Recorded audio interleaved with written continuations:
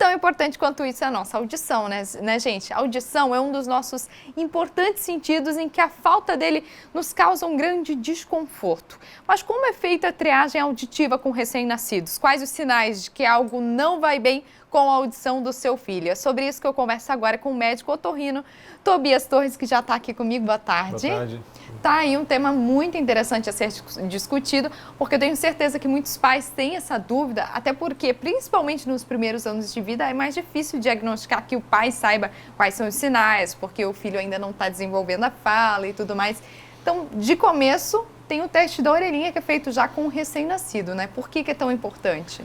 A gente sabe que a infância é o momento de desenvolvimento das habilidades auditivas, que vai garantir que a criança desenvolva a linguagem, fala de forma correta. E já sabe também que quanto mais cedo o diagnóstico e mais cedo o tratamento, melhor a gente consegue tratar a criança e ela se aproximar de um desenvolvimento normal.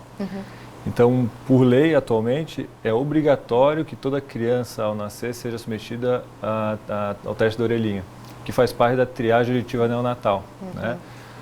É um teste indolor, muito rápido, que é feito logo depois do nascimento e que já se tem uma ideia, já se consegue saber se a criança tem uma audição normal ou não. Na verdade, esse exame é um exame de triagem, né? Ele mostra se existe alguma alteração ou não na audição da criança. Mas a resposta já é definitiva para saber se aquela criança pode vir a desenvolver algum problema? Na verdade, é uma avaliação do momento. Então, a criança que não tem nenhum fator de risco perinatal para perda de audição, ela passa pelo teste da orelhinha e se ela dá um resultado positivo, ela só mantém acompanhamento auditivo com pediatra na puericultura.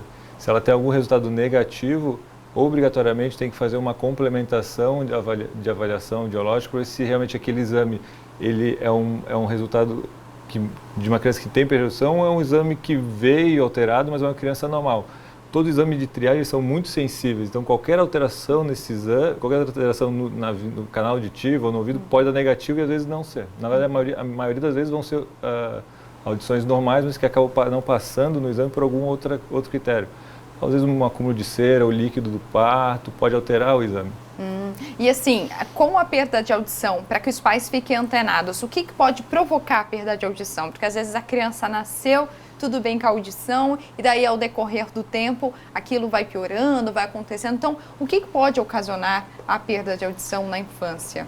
A gente divide as crianças ao nascimento em dois grupos, crianças que não têm nenhum fator de risco para perda de audição e crianças que têm fator de risco. O que seriam os fatores de risco? São crianças com histórico gestacional, né, de alguma infecção, crianças que têm alguma complicação na hora do parto, alteração de respiração, ou precisam ficar em UTI mais de 5 dias, ou crianças que nascem com alguma malformação da região crânio-facial, que tem icterícia muito intensa. Então são crianças que já passam por uma avaliação diferente.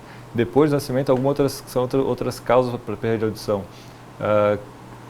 Infecciosas, então meningite, citomegalovírus, cachumba, rubéola, sarampo, podem provocar perda de audição.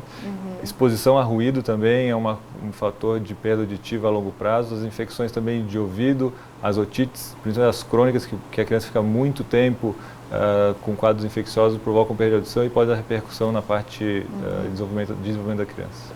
E assim, quais são os sinais para os pais realmente ficarem antenados de que algo não vai bem? Quais são os sinais de que a criança de que, opa, eu preciso ficar atento e procurar por um especialista? A criança tem um padrão de desenvolvimento de habilidade auditiva e de linguagem já mais ou menos pré-estabelecido, né? Mas desde o nascimento, crianças que não se assustam, não acordam com barulho alto, que não respondem quando os pais das mães chamam, ou fazem muitas perguntas para repetir, ou começam a botar o volume da televisão muito alto para conseguir ouvir, ou no colégio são classificadas como desatentas ou inquietas. São sinais que têm que ser levados em consideração e submeter a criança a uma avaliação com otorrino e audiológica. Sim. E para deixar os pais mais tranquilos, digamos que a criança venha a ser diagnosticada com algum tipo de perda auditiva, existem hoje tratamentos que possibilitam com que essa criança possa viver normalmente? Tem. Hoje em dia, com o avanço da tecnologia, a gente tem muita opção de tratamento. Assim. Hoje, se uma criança nasce completamente surda, sem audição nenhuma, por qualquer fator, A gente tem recurso, que é um implante coclear, é um tipo de aparelho de audição que consegue reabilitar a audição dela e fazer com que ela se desenvolva normalmente. O importante, o grande recado, é que isso tem que ser feito no momento certo. Então, se a criança tem alguma alteração auditiva, tem que ser diagnosticado muito cedo e feito o tratamento no momento correto. Quanto antes, né? Hoje a gente já comentou sobre a questão dos dentes, agora falando da audição, quanto antes tratamento precoce, melhor. Obrigada pela tua participação, viu? Esclareceu bastante.